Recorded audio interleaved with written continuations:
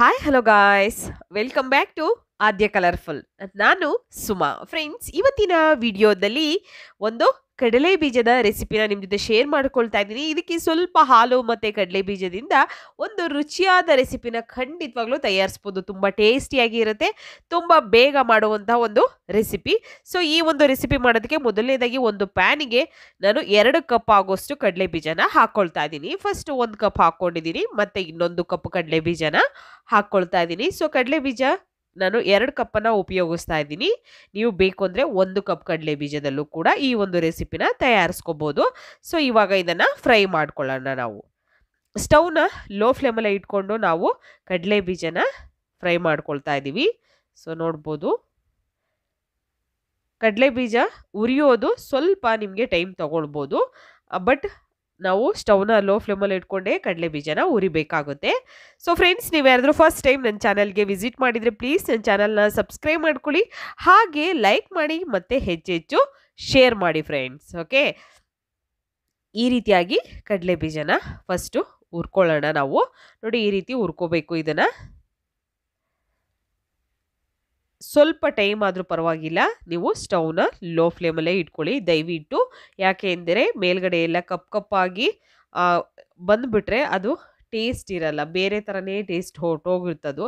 So ಹಾಗಾಗಿ ನೋಡಿ, ಈ ರೀತಿಯಾಗಿ ನಾವು ಸ್ವಲ್ಪ ಚುಕ್ಕಿ ಬರುತ್ತಲ್ಲ ಕಡಲೆ ಬೀಜದ ಮೇಲೆ, ಅಲ್ಲಿವರೆಗೂ ಇದನ್ನು ಫ್ರೈ ಮಾಡ್ಕೋಬೇಕು. ಸೊ ಸಿಪ್ಪೆ ಎಲ್ಲ ಹಾಗೆ ಬಿಟ್ಕೊಳ್ತಾ ಇದ್ರು ಏನೂ ತೊಂದರೆ ಇಲ್ಲ, ಹಾಗೆ ಇದನ್ನು ಚೆನ್ನಾಗಿ ಉರಿಬೇಕಾಗುತ್ತೆ.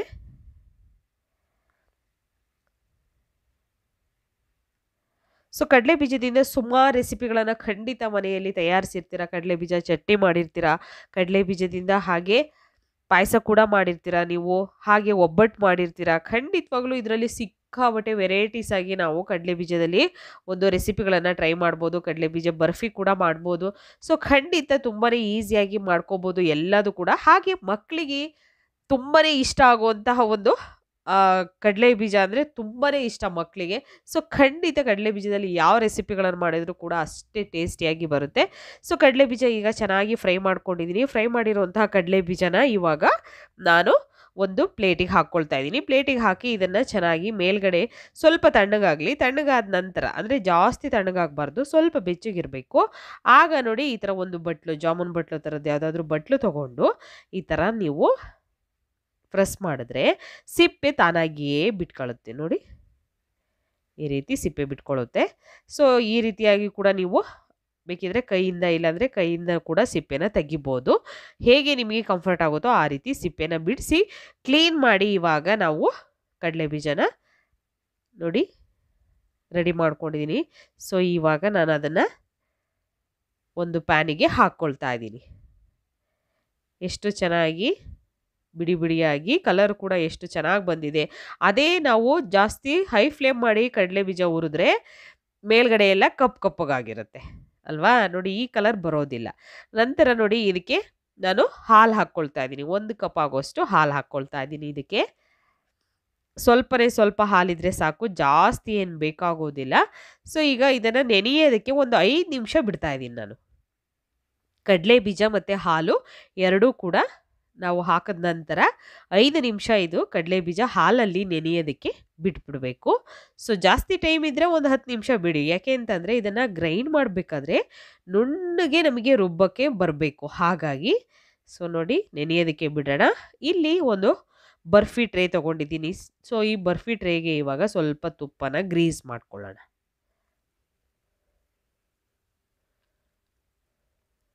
ನೋಡಿ, ಈ ರೀತಿಯಾಗಿ ನಾನು ಗ್ರೀಸ್ ಮಾಡ್ಕೊಳ್ತಾ ಇದ್ದೀನಿ.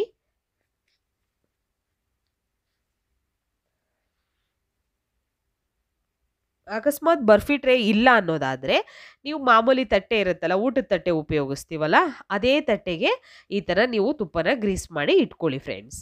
ನಂತರ ಇವಾಗ ಜಾರ್ಗೆ ನಾನು ಈ ಕಡಲೆ ಬೀಜ ಮತ್ತು ಹಾಲು ಎರಡನ್ನೂ ಕೂಡ ಹಾಕ್ಕೊಳ್ತಾ ಇದ್ದೀನಿ.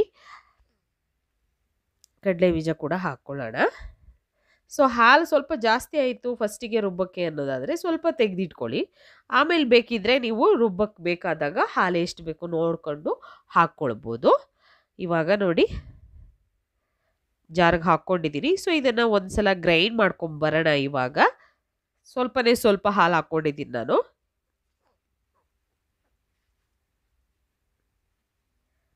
ನೋಡಿ ಈ ರೀತಿಯಾಗಿ ಗ್ರೈಂಡ್ ಮಾಡ್ಕೊಂಡು ಬಂದಿದ್ದೀನಿ. ಸೊ ಇದಕ್ಕೆ ಇನ್ನೊಂದು ಸ್ವಲ್ಪ ಹಾಲು ಬೇಕಾಗುತ್ತೆ. ದಯವಿಟ್ಟು ನೀರನ್ನು ಉಪಯೋಗಿಸ್ಬೇಡಿ, ಹಾಲನ್ನೇ ಉಪಯೋಗಿಸಿ. ತುಂಬಾ ಚೆನ್ನಾಗಿರುತ್ತೆ ಈ ಒಂದು ರೆಸಿಪಿ. ಸೊ ಹಾಲು ಸ್ವಲ್ಪ ಹಾಕಿ ನುಣ್ಣಗೆ ಇದನ್ನು ರುಬ್ಕೊಂಡ್ಬಂದಿದ್ದೀನಿ. ನೋಡ್ಬೋದು ನೀವು ಈ ರೀತಿ ಎಷ್ಟು ಸಾಧ್ಯ ಆಗುತ್ತೋ ಅಷ್ಟು ನುಣ್ಣಗೆ ಇದನ್ನು ಗ್ರೈಂಡ್ ಮಾಡ್ಕೊಂಬರ್ಬೇಕು.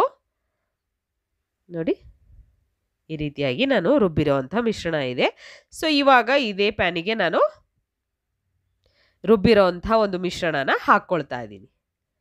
ನೋಡಿ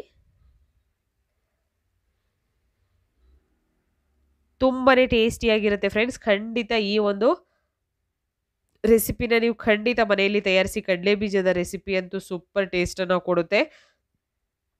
ಇವಾಗ ಸ್ಟವ್ ಮೇಲೆ ಇಟ್ಕೊಂಡಿದ್ದೀನಿ ನಾನು. ಸ್ಟವ್ ಮೇಲೆ ಇಟ್ಟ ನಂತರ ಈ ಥರ ನಾವು ಕೈ ಆಡಿಸ್ತಾನೆ ಇರಬೇಕು. ಯಾಕೆಂದರೆ ಕಡಲೆ ಬೀಜ ಇರೋದ್ರಿಂದ ಬೇಗನೆ ತಳ ಹಿಡ್ಕೊಂಡ್ಬಿಡುತ್ತೆ. ಸೊ ಹಾಗಾಗಿ ಈ ರೀತಿ ಕೈ ಆಡಿಸ್ತಾನೆ ಇರಿ. ನೋಡಿ ಈ ರೀತಿ ಮಿಕ್ಸ್ ಮಾಡ್ಕೊಳ್ತಾ ಇರಬೇಕು. ಈ ಥರ ಜಾಸ್ತಿ ಗಟ್ಟಿಯಾಗಿ ನೀವು ಫಸ್ಟಿಗೆ ಹಾಕಬೇಡಿ. ಯಾಕೆಂದರೆ ಸ್ವಲ್ಪ ತೆಳ್ಳಗಿದ್ರೆ ನಮಗೆ ಬೇಯೋದಕ್ಕೂ ಕೂಡ ತುಂಬ ಚೆನ್ನಾಗಿರುತ್ತೆ ಅದು. ಈ ಒಂದು ರೆಸಿಪಿ ಮಾಡೋದಕ್ಕೆ ಖಂಡಿತ ಇದು ಬೆಂದ್ರೇ ಟೇಸ್ಟು. ಸೊ ಜಾಸ್ತಿ ಬೇಯಿಸಲಿಲ್ಲ ಅಂದರೆ ನಮಗೆ ವೈಟ್ ಬರ್ಫಿ ಸಿಗ್ಬಿಡುತ್ತೆ. ಸೊ ಕಲರ್ ಚೇಂಜ್ ಆಗಬೇಕು ಅಂದರೆ ನಾವು ಇದನ್ನು ಸ್ವಲ್ಪ ತೆಳ್ಳಗಿರೋ ಇದ್ದಾಗಲೇ ಹಾಕಬೇಕು. ಜಾಸ್ತಿ ಗಟ್ಟಿ ಮಾಡಿಕೊಂಡು ಹಾಲು ಹಾಕ್ತಲೇ ಗ್ರೈಂಡ್ ಮಾಡೋಕ್ಕೆ ಹೋಗಬೇಡಿ. ಸ್ವಲ್ಪ ಹಾಲನ್ನು ಹಾಕಿ ನೀವು ಇದನ್ನು ರುಬ್ಕೊಂಬರ್ಬೇಕಾಗುತ್ತೆ. ಇವಾಗ ಈ ರೀತಿ ಮಿಕ್ಸ್ ಮಾಡ್ಕೊಳ್ತಾನೆ ಇದೀನಿ ನಾನು. ನೋಡಿ ಸ್ವಲ್ಪ ಗಟ್ಟಿ ಆಗ್ತಾ ಇದೆ ಅಲ್ವಾ. ಸೊ ಈ ರೀತಿಯಾಗಿ ನಾವು ಮಿಕ್ಸ್ ಮಾಡ್ತಾನೇ ಇರಬೇಕು. ಹೀಗೆ ಅದು ತಳ ಬಿಡ್ತಾ ಇರಬೇಕು ಅಲ್ಲಿವರೆಗೂ ನಾವು ಚೆನ್ನಾಗಿ ಇದನ್ನು ನೋಡಿ. ಈಗ ಈ ಕಲರ್ ಇದೆ. ಸೊ ಖಂಡಿತ ಕಲರ್ ಚೇಂಜ್ ಆಗುತ್ತೆ. ಅಲ್ಲಿವರೆಗೂ ನಾವು ಇದನ್ನು ಫ್ರೈ ಮಾಡ್ಕೋಬೇಕು. ಓಕೆ. ಸೊ ಸ್ವಲ್ಪ ನಿಮಗೆ ಟೈಮ್ ತೊಗೊಳ್ಬೋದು. ಇದಕ್ಕೆ ಸಕ್ಕರೆ ಹಾಕ್ಕೊಳ್ತಾ ಇದ್ದೀನಿ. 2 ಕಪ್ ಸಕ್ಕರೆನ ತೊಗೊಂಡಿದ್ದೀನಿ ನಾನಿಲ್ಲಿ. ಯಾಕೆಂದರೆ 2 ಕಪ್ ನಾನು ಕಡಲೆ ಬೀಜ ತೊಗೊಂಡಿರೋದ್ರಿಂದ 2 ಕಪ್ ಸಕ್ಕರೆನೇ ಉಪಯೋಗಿಸ್ತಾ ಇದ್ದೀನಿ. ಸೊ ಸಕ್ಕರೆ ಹಾಕ್ಕೊಂಡ ನಂತರ ನಿಮ್ಮ ರುಚಿಗೆ ಅನುಗುಣವಾಗಿ ನೀವು ಸಕ್ಕರೆನ ಹೆಚ್ಚು ಕಮ್ಮಿ ಮಾಡ್ಕೋಬೋದು. ನಂತರ ಈಗ ಮಿಕ್ಸ್ ಮಾಡ್ಕೊಳ್ಳೋಣ. ನೋಡಿ ಈ ರೀತಿಯಾಗಿ ನಾನು ಮಿಕ್ಸ್ ಮಾಡ್ಕೊಳ್ತಾ ಇದ್ದೀನಿ. ಮಿಕ್ಸ್ ಮಾಡಿದ ತಕ್ಷಣ ಮತ್ತೆ ತೆಳ್ಳಗಾಗುತ್ತೆ ಹಿಟ್ಟು. ಸೊ ಏನು ಟೆನ್ಷನ್ ಇಲ್ಲ. ಇನ್ನೂ ಜಾಸ್ತಿ ಹೊತ್ತು ಬೇಯಿಸ್ಬೇಕಂತ ಏನಿಲ್ಲ. ತುಂಬಾ ಬೇಗ ಇದು ಗಟ್ಟಿ ಆಗುತ್ತೆ. ನೋಡಿ ಈ ರೀತಿಯಾಗಿ ಕಲರ್ ನಿಮಗೆ ಗೊತ್ತಾಗ್ತಾ ಇದೆ ಅಲ್ಲ, ಸ್ವಲ್ಪ ಚೇಂಜ್ ಆಗ್ತಿದೆ ಅಂತ. ಇವಾಗ ನೋಡಿ ಈ ರೀತಿಯಾಗಿ ಟೋಟಲ್ ಆಗಿ ನಮಗೆ ಕಲರ್ ಚೇಂಜ್ ಆಗಿ ಬರುತ್ತೆ.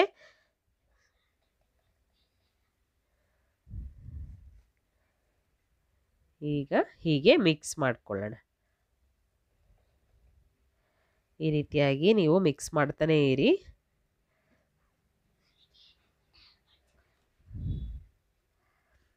ನೋಡಿ ಈ ರೀತಿಯಾಗಿ ಶೈನಿಯಾಗಿ ಬರುತ್ತೆ. ಸೊ ನೀವು ಇದಕ್ಕೆ ತುಪ್ಪ ಅಥವಾ ಎಣ್ಣೆ ಯಾವುದೂ ಕೂಡ ಬೇಕಾಗೋದಿಲ್ಲ. ಅಕಸ್ಮಾತ್ ನಿಮಗೆ ತುಪ್ಪ ಬೇಕು ಅನ್ನೋದಾದರೆ ನೀವು ಈ ಒಂದು ಬರ್ಫಿಗೆ ತುಪ್ಪನ ಹಾಕ್ಕೊಳ್ಬೋದು.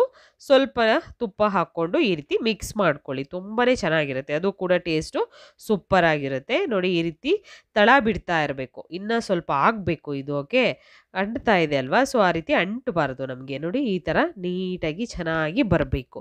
ಸ್ವಲ್ಪ ಹಾಲು ಮತ್ತು ಕಡಲೆ ಬೀಜದಿಂದ ತಯಾರಿಸೋ ಒಂದು ರುಚಿಯಾದ ಸ್ವೀಟ್ ರೆಸಿಪಿ ಇದು. ಸೊ ಖಂಡಿತ ನೀವು ಕಡಲೆ ಬೀಜದ ಬರ್ಫಿನ ಮನೆಯಲ್ಲಿ ತಯಾರಿಸಿ ಫ್ರೆಂಡ್ಸ್. ಹೇಗೆ ಬರುತ್ತೆ ಅಂತ ತಪ್ಪದೆ ನನಗೆ ಕಾಮೆಂಟ್ ಸೆಕ್ಷನಲ್ಲಿ ತಿಳಿಸಿ. ಓಕೆ. ನೋಡಿ ಈ ರೀತಿ ಆದ ನಂತರ ಇವಾಗ ನಾವು ಒಂದು ಟ್ರೇಗೆ ಹಾಕ್ಕೊಳ್ಳೋಣ. ಫಸ್ಟೇ ಗ್ರೀಸ್ ಮಾಡಿ ಇಟ್ಟಿದ್ದೀವಲ್ಲ ಅದೇ ತಟ್ಟೆಗೆ ನಾನು ಹಾಕ್ಕೊಳ್ತಾ ಇದ್ದೀನಿ. ತಟ್ಟೆ ಅಥವಾ ಟ್ರೇ ಯಾವುದಕ್ಕಾದರೂ ನೀವು ಹಾಕ್ಕೊಳ್ಬೋದು. ಸೊ ತುಂಬಾ ಟೇಸ್ಟಿಯಾಗಿರೋವಂಥ ಈಸಿಯಾಗಿರೋವಂತಹ ಒಂದು ಪೀನಟ್ ಬರ್ಫಿ. ಸೊ ಈ ಒಂದು ಪೀನಟ್ ಬರ್ಫಿನ ಎಷ್ಟು ವಿಧಾನದಲ್ಲಿ ಮಾಡ್ಬೋದು ಅನ್ನೋ ವಿಡಿಯೋಗಳನ್ನು ನಾನು ಸುಮಾರು ರೆಸಿಪಿಗಳನ್ನು ನಿಮ್ಮ ಜೊತೆ ಶೇರ್ ಮಾಡಿದ್ದೀನಿ. ಸೊ ಖಂಡಿತ ನೀವು ಯಾರಾದರೂ ನೋಡಿಲ್ಲ ಅಂದರೆ ನೋಡಿ, ಚಾನಲಲ್ಲಿ ಚೆಕ್ ಮಾಡ್ಬೋದು. ಓಕೆ. ಸೊ ಇವಾಗ ನೋಡಿ ಇದನ್ನು ಸ್ಪ್ರೆಡ್ ಮಾಡ್ಕೊಳ್ಳೋಣ ನಾವು. ಈ ರೀತಿ ನಿಮಗೆ ಎಷ್ಟು ದಪ್ಪ ಬೇಕು ಬರ್ಫಿ ನೋಡಿಕೊಂಡು ನೀವು ಸ್ಪ್ರೆಡ್ ಮಾಡ್ಕೊಳ್ಳಿ. ಈ ರೀತಿಯಾಗಿ ಸ್ವಲ್ಪ ಸ್ಪೂನಿಗೆ ತುಪ್ಪ ಹಾಕ್ಕೊಂಡು, ತುಪ್ಪ ಅಥವಾ ಆಯಿಲ್ ಯಾವುದನ್ನು ಬೇಕಿದ್ರೂ ಹಾಕಿ ನೀಟಾಗಿ ಈ ಥರ ಗ್ರೀಸ್ ಮಾಡ್ಬೋದು. ಹಾಗೆ ಮೇಲ್ಗಡೆ ಸ್ವಲ್ಪ ಕಡಲೆ ಬೀಜ ಪೌಡರ್ನ ಹಾಕ್ಕೊಳ್ತಾ ಇದ್ದೀನಿ.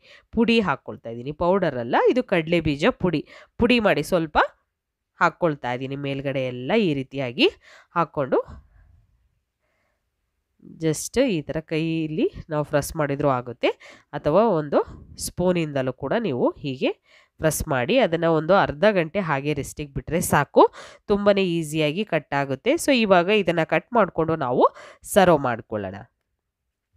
ಈ ಮೂಂಗ್ಫಲಿ ಸ್ವೀಟ್ ರೆಸಿಪಿ ನಿಮಗೆ ಹೇಗೆ ಅನ್ನಿಸ್ತು ಅಂತ ನನಗೆ ಖಂಡಿತ ತಿಳಿಸಿ. ಶೇಂಗಾದಿಂದ ಮಾಡುವಂತಹ ಬರ್ಫಿ ತುಂಬಾ ಟೇಸ್ಟಿಯಾಗಿರುತ್ತೆ. ಎಲ್ಲರಿಗೂ ಕೂಡ ತುಂಬಾ ಇಷ್ಟ ಆಗುವಂತಹ ಒಂದು ಬರ್ಫಿ ಇವು. ಸೊ ಖಂಡಿತವಾಗ್ಲೂ ನೀವು ಇದನ್ನು ಮಾಡಿ ಬೇಕಿದ್ರೆ ಒಂದು ತಿಂಗಳವರೆಗೂ ಕೂಡ ಸ್ಟೋರ್ ಮಾಡಿ ತಿನ್ಬೋದು. ಯಾವುದೇ ರೀತಿಯಾದಂತಹ ಕೆಟ್ಟೋಗೋದಿಲ್ಲ. ಸೊ ಅಥವಾ ಇದನ್ನು ಫ್ರಿಡ್ಜಲ್ಲೇ ಇಡಬೇಕು ಅಂತ ಏನಿಲ್ಲ, ಆಚೆ ಕೂಡ ನೀವು ಇಟ್ಕೊಂಡು ಉಪಯೋಗಿಸ್ಬೋದು ಫ್ರೆಂಡ್ಸ್. ಓಕೆ, ಸೊ ನಾನು ಸುಮಾರು ವಿಡಿಯೋಗಳನ್ನು ನಿಮ್ಮ ಜೊತೆ ಶೇರ್ ಮಾಡ್ಕೊಂಡಿದ್ದೀನಿ ಬರ್ಫಿ ರೆಸಿಪಿಗಳನ್ನು. ಸೊ ಖಂಡಿತ ನೀವು ಯಾರಾದರೂ ನೋಡಿಲ್ಲ ಅಂದರೆ ಖಂಡಿತ ಚಾನಲಲ್ಲಿದೆ, ಚೆಕ್ ಮಾಡಿ. ಓಕೆ, ಯಾವುದೇ ಬರ್ಫಿ ಆಗಲಿ, ಮಿಲ್ಕ್ ಪೌಡರ್ ಬರ್ಫಿ ಆಗಲಿ ಅಥವಾ ಪೀನಟ್ ಬರ್ಫಿ ಆಗಲಿ ಎಲ್ಲವೂ ಕೂಡ ನಿಮಗೆ ಸಿಗ್ತವೆ. ಸೊ ನೋಡ್ಬೋದು ಫೈನಲ್ ಆಗಿ ಕಡಲೆ ಬೀಜದಿಂದ ಮಾಡಿರುವಂತಹ ಒಂದು ಬರ್ಫಿ ರೆಡಿಯಾಗಿದೆ. ಅದನ್ನು ತಟ್ಟೆಗೆ ನಾನು ಸರ್ವ್ ಮಾಡ್ಕೊಳ್ತಾ ಇದ್ದೀನಿ. ನೀವು ಕೂಡ ಓಕೆ, ಈಗ ಶೇಂಗಾ ಬರ್ಫಿ ರೆಡಿಯಾಗಿದೆ. ನೀವು ಕೂಡ ಟ್ರೈ ಮಾಡಿ ಹೇಗೆ ಬಂತು ಅಂತ ತಪ್ಪದೆ ಕಾಮೆಂಟ್ ಸೆಕ್ಷನಲ್ಲಿ ತಿಳಿಸಿ. ಇವತ್ತಿನ ವಿಡಿಯೋನ ಇಲ್ಲಿಗೆ ಮುಗಿಸ್ತಾ ಇದ್ದೀನಿ. ಮತ್ತೆ ಇನ್ನೊಂದು ಹೊಸ ವಿಡಿಯೋ ಜೊತೆ ಬರ್ತೀನಿ. ಅಲ್ಲಿವರೆಗೂ ಬಾಯ್, ಸಿ ಯು.